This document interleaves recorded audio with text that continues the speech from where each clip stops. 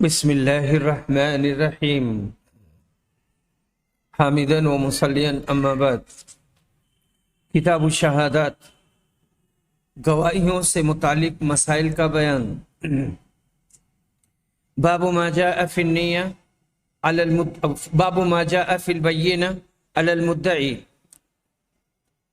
گواہیوں کا پیش کرنا مدعی کی ذمہ داری ہے۔ مدعی وہ شخص جو کسی حق یا شے کا دوسرے پر دعویٰ کرے۔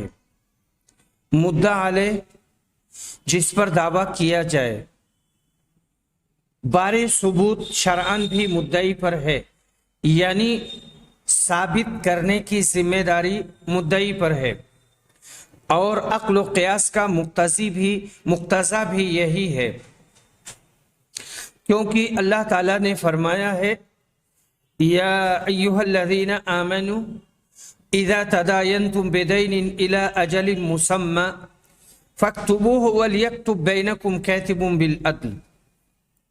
لمبی آیت ہے۔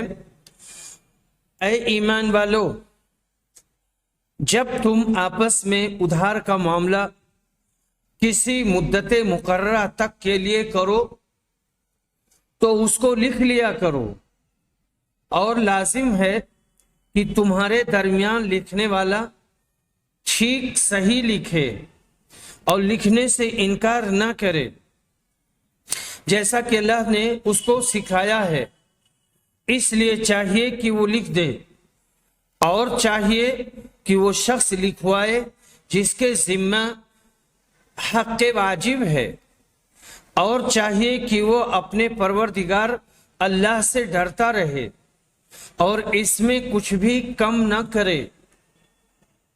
پھر اگر وہ جس کے ذمے حق واجب ہے کم عقل ہو، یا یہ کہ کمزور ہو اور اس قابل نہ ہو کہ وہ خود لکھوا سکے، تو لازم ہے کہ اس کا کارکن ٹھیک لکھوا دے، اور اپنے مردوں میں سے 2 کو گواہ کر لیا کرو۔ پھر اگر دونوں مرد نہ ہوں تو 1 مرد اور 2 عورتیں، ان گواہوں میں سے جنہیں تم پسند کرتے ہو، تاکہ ان 2 عورتوں میں سے ایک دوسری کو یاد دلا دے۔ اگر کوئی ایک ان دونوں میں سے بھول جائے اور گواہ جب بلائے جائیں تو انکار نہ کریں، اور اس معاملے کو خواہ وہ چھوٹا ہو یا بڑا، اس کی میعاد تک لکھنے سے اکتا نہ جاؤ۔ یہ کتابت اللہ کے نزدیک زیادہ سے زیادہ انصاف سے قریب ہے، اور گواہی کو درست تر رکھنے والی ہے، اور زیادہ لائق اس کے کہ تم شبہ میں نہ پڑو، بجز اس کے کہ کوئی سودا ہاتھوں ہاتھ ہو جسے تم باہم لیتے دیتے ہی رہتے ہو۔ اس لیے تم پر اس میں کوئی الزام نہیں کہ تم اسے نہ لکھو، اور جب خرید و فروخت کرتے ہو تب بھی گواہ کر لیا کرو، اور کسی کاتب اور گواہ کو نقصان نہ دیا جائے، اور اگر ایسا کرو گے تو یہ تمہارے حق میں ایک گناہ ہوگا، اور اللہ سے ڈرتے رہو، اور اللہ تمہیں سکھاتا ہے، اور اللہ ہر چیز کا بہت جاننے والا ہے۔ اور اللہ کا فرمان ہے یا ایھا الذین آمنوا کونوا قوامین بالقسط شہداء للہ ولو علی انفسکم او الوالدین والاقربین ان یکن غنیا او فقیرا فاللہ اولی بہما فلا تتبعوا الہوى ان تعدلوا وان تلوا او توردوا فإن اللہ کان بما تعملون خبیرا۔ اے ایمان والو، انصاف پر خوب قائم رہنے والے اور اللہ کے لیے گواہی دینے والے بن کر رہو، چاہے تمہارے یا تمہارے والدین اور عزیزوں کے خلاف ہی کیوں نہ ہو، وہ امیر ہو یا مفلس، اللہ بہرحال دونوں سے زیادہ حقدار ہے۔ تو خواہش نفس کی پیروی نہ کرنا کہ حق سے ہٹ جاؤ، اور اگر تم کجروی کرو گے یا پہلو تہی کرو گے تو جو کچھ تم کر رہے ہو اللہ اس سے بخوبی علم رکھتا ہے اور خبردار ہے۔ کہتے ہیں اسلامیات کا ادنیٰ ترین طالب علم بھی جان سکتا ہے کہ اسلامی تعلیم کا خلاصہ بنی نوع انسان کو اجتماعی طور پر ایک بہترین تنظیم کے ساتھ وابستہ کرنا ہے، ایسی تنظیم جو امور اخروی کے ساتھ ساتھ امور دنیاوی کو بھی بہتر طریقے پر انجام دینے کی ضامن ہے۔ اسی تنظیم کا دوسرا نام اسلامی شریعت ہے، جس میں ایک انسان کو دیوانی، فوجداری، اخلاقی، سیاسی، اجتماعی، انفرادی بہت سے مسائل سے سابقہ پڑتا ہے۔ بعض دفعہ اس کو مدعی بننا اور بعض دفعہ مدعا علیہ کی حیثیت سے عدالت کے کٹہرہ میں حاضر ہونا پڑتا ہے۔ بعض اوقات وہ گواہوں کی جماعت میں شامل ہوتا ہے۔ ان جملہ مراحل زندگی کے پیش نظر ضروری تھا کہ مدنیت کے اور بہت سے مسائل کے ساتھ ساتھ شہادات یعنی گواہیوں کے مسائل بھی کتاب و سنت کی روشنی میں بتلائے جائیں۔ اسی لیے امام بخاری نے اپنی الجامع الصحیح میں اور بہت سے مدنی یعنی شہری مسائل کے ساتھ ساتھ شہادات کو بھی بیان کرنا ضروری سمجھا، اور کتاب و سنت کی روشنی میں ان کی وہ وضاحت پیش فرمائی جس سے مذہب اسلام کی جامعیت اور سیاست پر بہت کافی روشنی پڑتی ہے۔ اس سلسلہ میں امام بخاری نے اولاً آیات قرآنی کو نقل فرمایا، جن سے واضح کیا کہ ایک مرد مومن کے لیے جس طرح نماز روزہ کی ادائیگی اسلامی فرائض، اسلامی مذہبی فرائض ہیں، اسی طرح معاملات میں ہمہ وقت عدل و انصاف کی راہ اختیار کرنا اور امانت و دیانت کو ہاتھ سے نہ جانے دینا بھی اسلامی فرائض ہی میں ہے۔ یوں تو آیات قرآنی میں بہت کچھ بتلایا گیا ہے، مگر ان امور پر زیادہ توجہ دلائی گئی ہے کہ باہمی لین دین کے معاملات کو زبانی نہ رکھا کرو، بلکہ ان کو بھی کھاتا پر لانا ضروری ہے، اور گواہوں کا ہونا بھی ضروری ہے۔ مردوں میں سے 2 گواہ کافی ہوں گے، ایک مرد ہے تو دوسرے گواہ کی جگہ 2 عورتوں کو بھی گواہ رکھا جا سکتا ہے۔ معلوم ہوا کہ گواہ مقرر کرنا نص قرآنی سے ثابت ہے۔ اب اسی امر کی وہ جملہ تفصیلات ہیں جو آگے مختلف احادیث کی روشنی میں بیان ہوں گی۔ امام بخاری نے شروع میں جو آیات قرآنیہ نقل کی ہیں انہی سے ترجمہ باب نکلتا ہے، کیونکہ ان دونوں آیتوں میں گواہی دینے اور گواہ بنانے کا ذکر ہے، اور یہ ظاہر ہے کہ گواہ کرنے کی ضرورت اسی شخص کو ہوتی ہے جس کا قول قسم کے ساتھ مقبول نہ ہو۔ تو اس سے یہ نکلا کہ مدعی کو گواہ پیش کرنا ضروری ہے۔ امام بخاری کو اس باب میں وہ مشہور حدیث بیان کرنی چاہیے تھی جس میں یہ ہے کہ مدعی پر گواہ ہیں اور منکر پر قسم ہے، یعنی منکر مدعی گواہ پیش کرے گا اور اگر یہ پیش نہیں کر سکا تو مدعا علیہ قسم کھائے گا۔ اور شاید انہوں نے اس حدیث کے لکھنے کا اس باب میں قصد کیا ہوگا، مگر موقع نہ ملا یا صرف آیتوں پر اکتفا مناسب سمجھا۔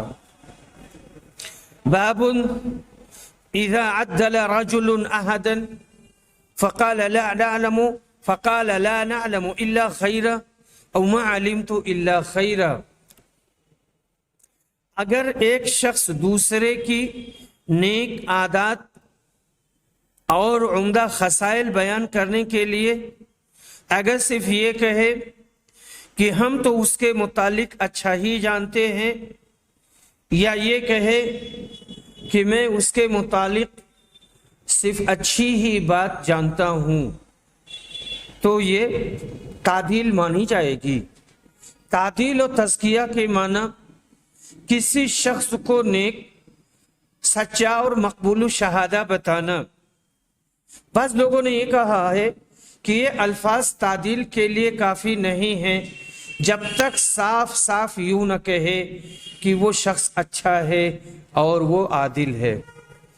اسلام نے مقدمات میں بنیادی طور پر گواہوں کے عادل اور نیک چلن ہونے پر بہت زیادہ زور دیا ہے، کیونکہ مقدمات میں فیصلے کی بنیاد گواہ ہی ہوتے ہیں۔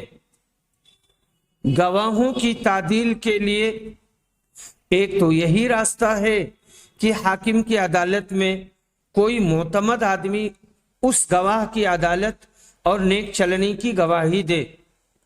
دوسرا یہ کہ حکومت کے خفیہ آدمی اس گواہ کے متعلق پوری معلومات حاصل کر کے حکومت کو مطلع کریں۔ گواہی میں جھوٹ بولنے والوں کی برائیوں میں بہت سی احادیث وارد ہوئی ہیں اور جھوٹی گواہی کو کبیرہ گناہوں میں شمار کیا گیا ہے۔ حدیث نمبر 2637 متفق علیہ۔ ابن شہاب کہتے ہیں کہ مجھے عروہ ابن مسیب، علقمہ بن وقاص اور عبید اللہ نے خبر دیا ہے، اور یہ سب عائشہ رضی اللہ عنہا سے روایت کرتے ہیں، اور ان کی باہم ایک کی بات دوسرے کی تصدیق کرتی ہے، یعنی ایک کی حدیث دوسرے کی تصدیق کرتی ہے، کہ جب ان پر تہمت لگانے والوں نے الزام لگایا تو رسول اکرم نے علی اور اسامہ کو اپنی بیوی عائشہ کو اپنے سے جدا کرنے کے متعلق مشورہ کرنے کے لیے بلایا، کیونکہ آپ پر اب تک اس سلسلے میں وحی نہیں اتری تھی۔ اسامہ نے تو کہا کہ آپ کی زوجہ مطہرہ میں ہم نے سوائے خیر کے اور چیز نہیں دیکھی، اور بریرہ ان کی خادمہ بریرہ نے کہا کہ میں کوئی ایسی چیز نہیں جانتی جس سے ان پر عیب لگایا جا سکے۔ اتنی بات ضرور ہے کہ وہ نو عمر لڑکی ہیں، آٹا گوندتی ہیں اور پھر جا کے سو جاتی ہیں اور بکری آ کے اسے کھا لیتی ہے۔ رسول صلی اللہ علیہ وسلم نے تہمت کے جھوٹ ثابت ہونے کے بعد فرمایا کہ ایسے شخص کی طرف سے کون میرے دل کو ٹھنڈا کرے گا، یا ایسے شخص کو کون کنارے ڈال دے گا اور کون اس کا کام کرے گا جو میری بیوی کے بارے میں بھی مجھے اذیت پہنچاتا ہے۔ اللہ کی قسم، میں نے اپنے گھر میں خیر کے سوا اور کچھ نہیں دیکھا، اور لوگ ایک ایسے شخص کا نام لیتے ہیں جس کے متعلق بھی مجھے خیر کے سوا اور کچھ نہیں معلوم۔ ام المومنین حضرت عائشہ صدیقہ پر تہمت کا واقعہ اسلامی تاریخ کا ایک مشہور حادثہ ہے، جس میں نبی اکرم اور حضرت عائشہ صدیقہ اور بہت سے اکابر صحابہ کو بہت تکلیف کا سامنا کرنا پڑا۔ آخر اس بارے میں سورہ نور نازل ہوئی، اور اللہ تعالی نے حضرت عائشہ کی پاک دامنی ظاہر کرنے کے سلسلے میں کئی شاندار بیانات دیے اور نازل فرمایا۔ امام بخاری نے مطلب باب اس سے نکالا کہ حضرت اسامہ نے حضرت عائشہ کی تعدیل ان لفظوں میں بیان کی جو مقصد باب ہیں۔ اس الزام کا بانی عبداللہ بن ابی منافق تھا، جو اسلام سے دل میں سخت کینہ رکھتا تھا۔ الزام ایک نہایت ہی پاک دامن صحابی صفوان بن معطل کے ساتھ لگایا تھا، جو نہایت صالح اور پاک دامن مرد تھے، یہ اللہ کی راہ میں شہید ہوئے۔ تو کہنا یہ ہے یہاں پہ کہ اگر کوئی بھی آدمی کسی کی تعدیل کرتا ہے اور کہتا ہے کہ میں ان کے سلسلے میں اچھا ہی جانتا ہوں اور میں ان کے بارے میں خیر ہی جانتا ہوں، تو اس سے تعدیل تصور کیا جائے گا۔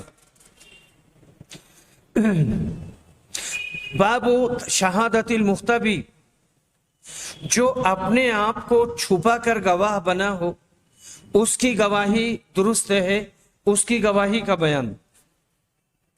عمرو بن حریث نے اس کو جائز کہا ہے اور فرمایا کہ جھوٹے بے ایمان کے ساتھ ایسی صورت اختیار کی جا سکتی ہے، جھوٹا ہے، بے ایمان ہے، صحیح نہیں بول رہا ہے، تو چھپ کر کے اس کی بات کو سننا اور اس کے بعد میں پھر حاکم کے پاس یا قاضی کے پاس یا ایک ہی سماج میں جہاں پر اس کے بارے میں کوئی بات ہو رہی ہے تو وہاں جا کر کے بول دینا اور گواہی دے دینا۔ شعبی، ابن سیرین، عطا اور قتادہ نے کہا کہ جو کوئی کسی سے کوئی بات سنے تو اس پر گواہی دے سکتا ہے، چاہے وہ اس کو گواہ نہ بنائے۔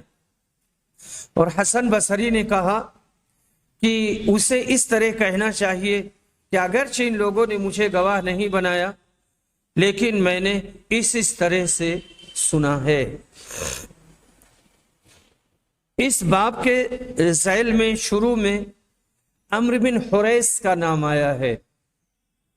یہ کمسن صحابہ میں سے تھے، ان کے باپ بھی صحابی تھے۔ بخاری میں ان کا ذکر صرف اسی جگہ آیا ہے۔ اس اثر کو امام بیہقی نے موصولاً روایت کیا ہے، اور یہاں پر جملہ آیا ہے کذالک یفعل بالکاذب الفاجر، جو شخص جھوٹا بے ایمان ہو اس کے لیے یہی تدبیر کریں گے، یعنی جو جھوٹا بے ایمان آدمی لوگوں کے سامنے کسی کا حق تسلیم کرنے سے ڈرتا ہے، ایسا نہ ہو کہ وہ لوگ اس پر گواہ بن جائیں اور تنہائی میں اقرار کرتا ہے تو اس کا اقرار چھپ کر سن سکتے ہیں۔ آگے حدیث میں ابن سیاد کا ذکر آیا ہے، جس کا نام صاف تھا۔ وہ یہودی لڑکا تھا اور عوام کو گمراہ کرنے اور اسلام سے بدظن کرنے کے لیے خود جھوٹی باتیں بطور الہام بنا بنا کر لوگوں کو سناتا رہتا تھا۔ اس میں دجال کے بہت سے خصائل تھے۔ نبی اکرم اس کا مکر و فریب معلوم کرنے کے لیے درختوں کی آڑ میں اسے دیکھنے گئے۔ یہیں سے امام بخاری نے نکالا کہ ایسے موقع پر چھپ کر کسی کی باتیں سننا درست ہے، اور جب سننا درست ہوا تو اس پر گواہی دے سکتے ہیں۔ حدیث نمبر 2638، عبداللہ بن عمر روایت کرتے ہیں، کہتے ہیں کہ رسول اکرم صلی اللہ علیہ وسلم نے فرمایا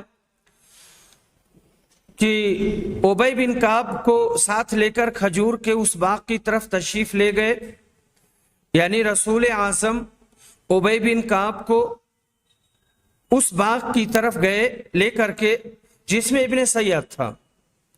جب نبی صلی اللہ علیہ وسلم باغ میں داخل ہوئے تو آپ درختوں کی آڑ میں چھپ کر چلنے لگے۔ آپ چاہتے تھے کہ ابن سیاد آپ کو دیکھنے نہ پائے اور اس سے پہلے آپ اس کی باتیں سن لیں۔ ابن سیاد ایک روئیں دار چادر میں زمین پر لیٹا ہوا تھا اور کچھ گنفن کر رہا تھا، گنگنا رہا تھا۔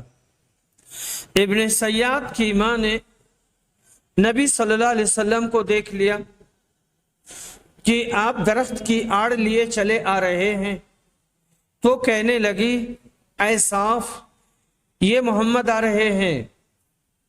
इब्ने सैयाद होशियार हो गया। रसूलुल्लाह सल्लल्लाहु अलैहि वसल्लम ने फरमाया, अगर इसे अपने हाल पर रहने देती तो बात जाहिर हो जाती। इब्ने सैयाद मदीना में एक यहूदी लड़का था जो बड़ मारा करता था कि मुझ पर वही उतरती है। हालांकि उस पर शैतान सवार था। अक्सर नीम बेहोशी में पड़ा रहता था और दीवानगी की बातें करता था। नबी सल्लल्लाहु अलैहि वसल्लम ने एक मर्तबा चाहा कि छुपकर उसकी बड़ को सुने और वो आपको देख न सके। यही वाकया यहाँ पर मज़कूर है और इसी से इमाम बुखारी ने तर्जमतुल बाब को साबित किया है। हदीस नंबर 2639। आयशा रज़ियल्लाहु अन्हा रिवायत करती हैं कि रिफ़ाआ कुरैशी की बीवी रसूलुल्लाह सल्लल्लाहु अलैहि वसल्लम की खिदमत में हाजिर हुई और अर्ज किया कि मैं रिफ़ाआ के निकाह में थी, फिर मुझे उन्होंने तलाक दे दी और कतई तलाक दे दी, यानी तीनों तलाक दे दी। फिर मैंने अब्दुर्रहमान बिन जुबैर से शादी कर ली, लेकिन उनके पास तो इस कपड़े की गांठ की तरह है, यानी उनके अंदर कुव्वत और ताकत नहीं है। हज़रत सल्लल्लाहु अलैहि वसल्लम ने दरियाफ्त किया, क्या तू रिफ़ाआ के पास दोबारा जाना चाहती है, लेकिन तू उस वक्त तक इनसे अब शादी नहीं कर सकती जब तक तुम अब्दुर्रहमान बिन जुबैर का मजा न चख लो और वो तुम्हारा मजा न चख ले। यानी जब तक जमा हासिल ना हो जाए तब तक अलग नहीं हो सकते, और वो भी बिना किसी शर्त के। उस वक्त अबू बकर नबी सल्लल्लाहु अलैहि वसल्लम की खिदमत में मौजूद थे और खालिद बिन आस और खालिद बिन सईद बिन आस दरवाजे पर अपने लिए अंदर आने की इजाजत का इंतजार कर रहे थे।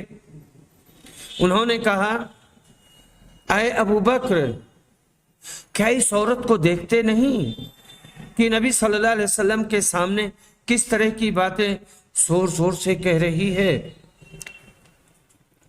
इमाम बुखारी ने यहीं से निकाला कि छुप कर गवाह बनना दुरुस्त है, क्योंकि खालिद दरवाजे के बाहर थे, औरत के सामने नहीं थे। बावजूद इसके खालिद ने एक कौल की निस्बत इस औरत की तरफ की और नबी अकरम ने खालिद पर एतराज नहीं किया। अब्दुर्रहमान बिन जुबैर साहिबे औलाद थे, मगर उस वक्त शायद वो मरीज रहे हों। इसी वजह से उस औरत ने उसको कपड़े की गांठ से ताबीर किया, जिसमें कुछ भी हरकत नहीं होती, वो जमा नहीं कर सकते। मगर हजरत इब्ने जुबैर ने औरत के इस बयान की तरदीद की थी। इस हदीस से भी ये मसला भी साबित हुआ कि जब तक मुतल्लका औरत अज खुद किसी दूसरे मर्द के निकाह में जाकर उससे जिमा न कराए और वो खुद उसको तलाक न दे दे, वो पहले खविंद के निकाह में दोबारा नहीं जा सकती। फर्जी हलाला कराने वालों पर लानत आई है, जैसा कि फुक़हाए हनफिया के यहाँ रिवाज है कि वो 3 तलाक वाली औरत को फर्जी हलाला कराने का फतवा दिया करते हैं, जो बाइसे लानत है। बाबुन इज़ा शहीदा शाहिदुन औ शुहूदुन बिशै फ़क़ाल आखरून मा अलिमना फ़ज़ालिका युहकमु बिक़ौलि मन शहीद। जब एक या कई गवाह किसी मामले के इस बात में गवाही दें और दूसरे लोग ये कह दें कि हमें इस सिलसिले में कुछ मालूम नहीं, تو فیصلہ اسی کے قول کے مطابق ہوگا جس نے اس کی اس بات میں گواہی دی ہے۔ حمیدی کہتے ہیں کہ یہ ایسا ہے جیسے بلال نے خبر دی تھی کہ نبی اکرم نے کعبہ میں نماز پڑھی، اور فضل نے کہا تھا کہ آپ نے کعبہ کے اندر نماز نہیں پڑھی۔ تمام لوگوں نے بلال کی گواہی کو تسلیم کیا۔ اسی طرح اگر دو گواہوں نے اس کی گواہی دی کہ فلاں شخص کے فلاں پر 1000 درہم ہے، اور دوسرے دو گواہوں نے گواہی دی کہ 1500 درہم ہے، تو فیصلہ زیادہ کی گواہی دینے والوں کے قول کے مطابق ہوگا، یعنی 2000۔ حضرت فضل کا کہنا تھا کہ میں نے آپ کو کعبہ میں نماز پڑھتے نہیں دیکھا، ان کو اس بارے میں علم نہ تھا۔ حضرت بلال کی شہادت تھی کہ انہوں نے نبی اکرم کو کعبہ میں نماز پڑھتے دیکھا، اکثریت بھی ان کے ساتھ تھی، لہٰذا انہی کی بات کو مانا گیا۔ اور جو مثبت ہوتا ہے کسی بات کو ثابت کرتا ہے، اس کے پاس علم کی زیادتی ہوتی ہے، اور یہ زیادتی قبول بھی کی جاتی ہے جو ثقہ کی طرف سے آئے۔ حدیث نمبر 2640، عقبہ بن حارث روایت کرتے ہیں کہ انہوں نے ابو ایہاب بن عزیز کی بیٹی سے شادی کی تھی۔ پھر ایک خاتون آئی اور کہنے لگی کہ عقبہ کو بھی میں نے دودھ پلایا ہے اور اسے بھی جس سے انہوں نے شادی کی ہے۔